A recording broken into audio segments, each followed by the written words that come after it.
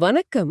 வங்கித் தேர்வுகளுக்கு தயாராகிற உங்களுக்கு ஒரு சிறப்பான வரவேற்பு. வங்கித் தேர்வுகள்ல ரீடிங் காம்ப்ரிஹென்ஷன்ங்கிறது வெறும் வாசிப்பு திறன் மட்டும் கிடையாது.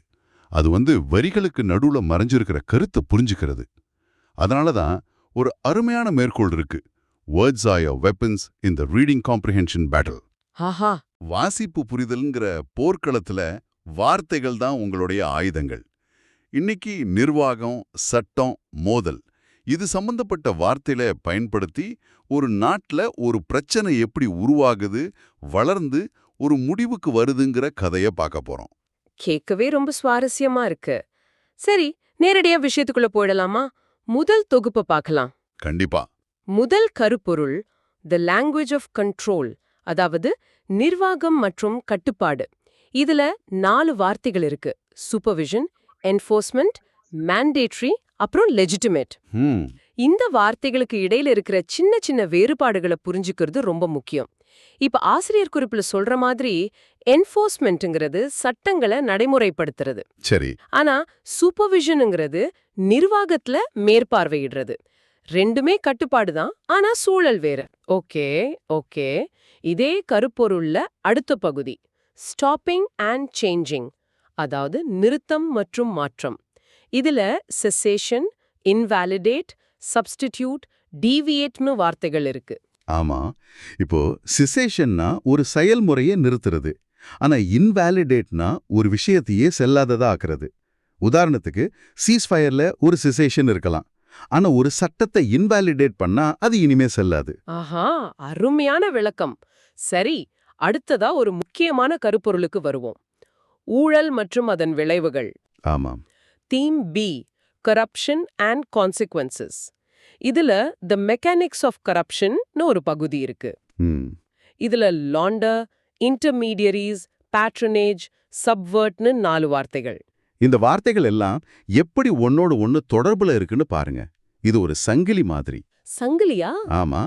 முதல்ல லாண்டர், அதாவது சட்டவிரோத பணத்தை சட்டப்பூர்வமா மாத்துறது.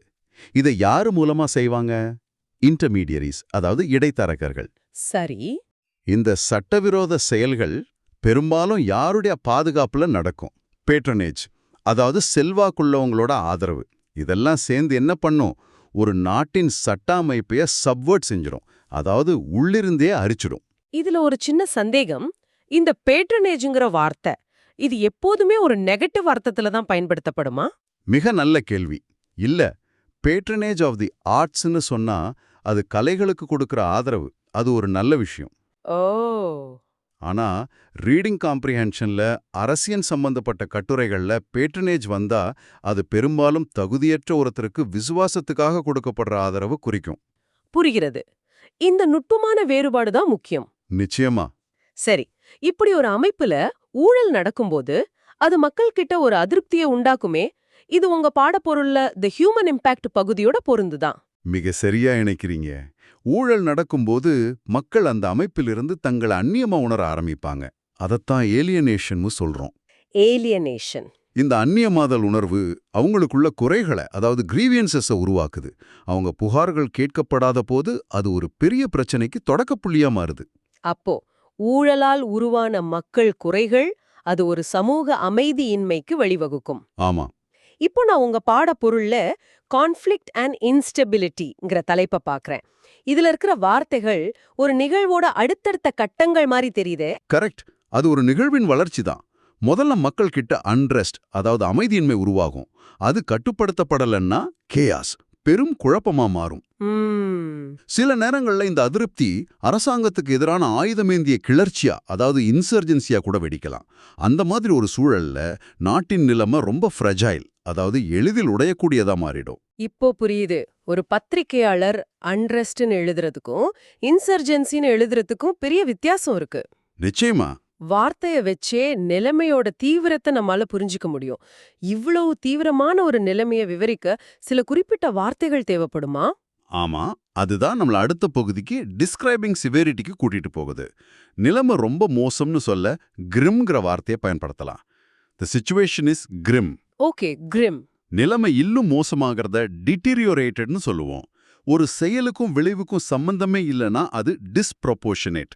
ஒரு செயலை எந்த விதத்திலையும் நியாயப்படுத்தவே முடியாதுன்னா அது இன்டிஃபென்சிபிள். சரி.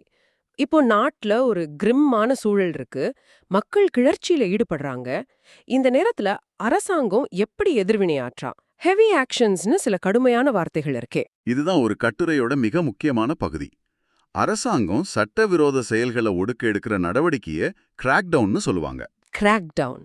சில நேரங்கள்ல இது ஒரு பதிலடியா, அதாவது ரிப்ரைசல்ஸ கூட இருக்கலாம். மக்களை கட்டாயப்படுத்தி ஒரு செயலை செய்ய வைக்கிறது கோவர்ஷன். ஒரு பகுதியை வலுக்கட்டாயமா இணைச்சிக்கிறது அனெக்சேஷன். இங்க உனக்கு ஒரு கேள்வி. கிராக் டவுன், கோவர்ஷன், ரிப்ரைசல்ஸ் இந்த வார்த்தைகள் எல்லாம் ஒரே மாதிரி இருந்தாலும் அதோட பயன்பாட்டுல வித்தியாசம் இருக்குமே? மிக மிக முக்கியமான கேள்வி. இதுதான் ரீடிங் காம்ப்ரிஹென்ஷன்ல மதிப்பெண்களை தீர்மானிக்கிற இடம். அப்படியா? ஆமா. அரசாங்கம் அவங்க நடவடிக்கையை கிராக் டவுன்னு சொல்லும், சட்டப்பூர்வமான ஒரு செயல் மாதிரி காட்டிக்கும். ஆனா பாதிக்கப்பட்ட மக்கள் பார்வையிலிருந்து எழுதுற ஒருத்தர் அதே செயலை கோவர்ஷன், அதாவது கட்டாயப்படுத்துதல் அல்லது ரிப்ரைசல்ஸ், பழிவாங்கும் பதிலடின்னு விவரிப்பாங்க. ஆஹா. அப்போ எழுத்தாளர் எந்த வார்த்தையை தேர்ந்தெடுக்கிறாருங்கிறத வச்சு அவர் அந்த நிகழ்வை ஆதரிக்கிறாரா எதிர்க்கிறாரான்னு நம்மால கண்டுபிடிக்க முடியும். இது ரொம்ப ஆழமான பார்வை. அப்போ அரசாங்கம் தன்னோட செயல்களை சட்டப்பூர்வமானதுன்னு காட்ட முயற்சிக்கும்.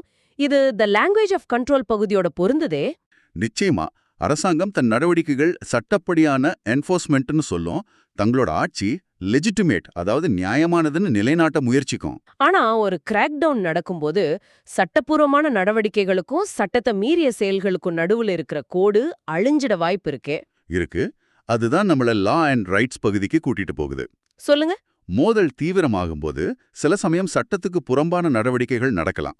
நீதிமன்ற விசாரணை இல்லாம தண்டனை கொடுத்தா அது எக்ஸ்ட்ரா ஜுடிஷியல். எந்த காரணமும் இல்லாம தன்னிச்சையா ஒருத்தரை கைது செஞ்சா அது ஆர்பிட்ரரி அரெஸ்ட். இந்த மாதிரி சட்டம் மீறல்களால மக்கள் பாதிக்கப்படுவாங்க. அவங்க இடத்தை விட்டு வெளியேற நேரிடும். கரெக்ட். அதுக்கு தான் ஹை லெவல் வேர்ப்ஸ் பகுதியில வார்த்தைகள் இருக்கு. மக்கள் டிஸ்பிளேஸ் செய்யப்படலாம், அதாவது இடம்பெயரச் செய்யலாம். இந்த மோதல்கள் கிளர்ச்சியை இன்னும் தூண்டலாம், அதாவது ஃபியூவல்டு பை கிராக்டவுன்ஸ். அரசாங்கம் கிளர்ச்சி குழுக்களின் அமைப்பை தகர்க்க, அதாவது டிஸ்மேண்டல் செய்ய முயற்சிக்கும். நடந்த பாதிப்புகளின் எண்ணிக்கையை அரசாங்கம் குறைச்சு சொல்லும், அது அண்டர் ரிப்போர்ட். ஆமா. ஊழல்னு ஆரம்பிச்சு மக்களின் கோபம், கிளர்ச்சி, அரசாங்கத்தோட அடக்குமுறை, சட்ட மீறல்னு ஒரு நாட்டின் வீழ்ச்சியே பார்த்துட்டோம். இந்த சுழற்சியை எப்படி நிறுத்துறது? தீர்வுக்கான வார்த்தைகளும் நம்மகிட்ட இருக்கு. முதல்ல சண்டைய நிறுத்தணும், அது செசேஷன் ஆஃப் ஹாஸ்டிலிட்டிஸ். ஒரு ஒப்பந்தம் செல்லாதுன்னு அறிவிக்கிறது இன்வாலிடேட். அமைதியை ஏற்படுத்த அரசு பொது மன்னிப்பு, அதாவது ஆம்னிஸ்டி வழங்கலாம். மக்கள் நீதிமன்றத்துல சாட்சியம் அளிக்க, அதாவது டெஸ்டிஃபை செய்ய முன் வரணும். இதெல்லாம் நடந்த பிறகு உண்மையான அமைதி எப்படி வரும்? தி ஹியூமன் இம்பாக்ட் பகுதியில ஒரு அழகான வார்த்தை இருந்ததே. ஆம், அதுதான் ரீகன்சிலியேஷன், அதாவது நல்லிணக்கம். ஆசிரியர் குறிப்புல சொல்ற மாதிரி reconciliation is the antonym to conflict. மோதலுக்கு எதிர்ச்சொல். ஆமா. பிரிஞ்சிருந்த சமூகங்கள் மீண்டும் ஒன்னாகி தங்களுக்குள்ள உள் பரிசோதனை, அதாவது இன்ட்ரோஸ்பெக்ஷன் செஞ்சு சமாதானத்தை அடையறது தான் இதோட நோக்கம். ஆக பேட்ரனேஜ்ல ஆரம்பிச்ச கதை ரீகன்சிலியேஷன்ல முடியுது. ஒரு முழுமையான பார்வை கிடைச்சது. வெறும் வார்த்தைகளா பார்க்காம ஒரு கதையா பார்த்ததால மனசுல ஆழமா பதிஞ்சிடுச்சு. சரி, இப்போ நம்ம இடியம் ஆஃப் த டே பகுதிக்கு வருவோம். இன்றைய இடியம் பிரேக் த சைக்கிள். இது நாம இதுவரைக்கும் பேசின கதைக்கு ரொம்ப பொருத்தமான ஒரு இடியம். அப்படியா? ஆமா. இதோட அர்த்தம் ஒரு தொடர்ச்சியான தீங்கு விளைவிக்கிற நிகழ்வுகளுக்கு முற்றுப்புள்ளி வைக்கிறது. வறுமை, வன்முறை, ஊழல் இதெல்லாம் ஒரு சுழற்சி மாதிரி. அந்த சுழற்சியை உடைக்கணும். உதாரணத்துக்கு, we must achieve reconciliation to break the cycle of violence. வன்முறை என்ற சுழற்சியை உடைக்க நாம் நல்லிணக்கத்தை அடைய வேண்டும். அருமையான இடியம். சரி, இப்போ நாம கத்துக்கிட்டத ஒரு சின்ன ரேபிட் ஃபயர் ரிவ்யூ மூலமா சோதிச்சு பார்க்கலாம். நான் ஆங்கில வார்த்தைகளை சொல்றேன், நீங்க சரியான தமிழாக்கத்தோட பொருத்தணும். ரெடியா?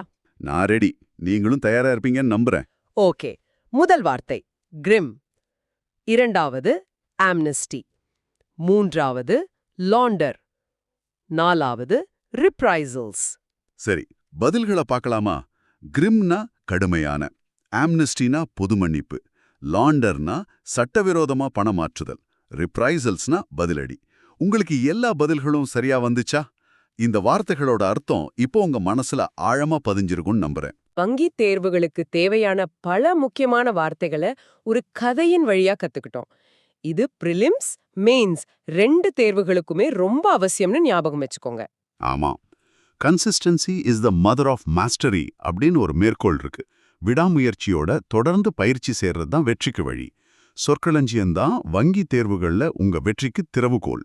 இது போன்ற அன்றாட தலையங்க பகுப்பாய்வு, புதிய சொற்களை தொடர்ந்து தெரிஞ்சுக்க நீங்க ராமெக்ஸ் அகாடமியை பின்தொடரலாம். உங்க தயாரிப்புக்கு ரொம்ப உதவியா இருக்கும். நிறைவா உங்களுக்காக ஒரு சின்ன சிந்தனை. சொல்லுங்க. இப்ப நீங்க கத்துக்கிட்ட இந்த வார்த்தைகளை இன்னைக்கு வர்ற செய்தித்தாள் தலையங்கங்கள்ல உங்களால கண்டுபிடிக்க முடியுதான்னு பாருங்க. கிராக் டவுன், இன்சர்ஜென்சி, ரீகன்சிலியேஷன், கிரிம்னு தேடுங்க. அந்த வார்த்தைகளோட சரியான அர்த்தம் தெரிஞ்சு படிக்கும்போது ஒரு செய்தி உங்களுக்கு என்ன கதையை சொல்லுதுன்னு நீங்க உணர ஆரம்பிப்பீங்க. அந்த அனுபவம் உங்க வாசிப்பு திறனை அடுத்த கட்டத்துக்கு எடுத்துட்டு போகும்.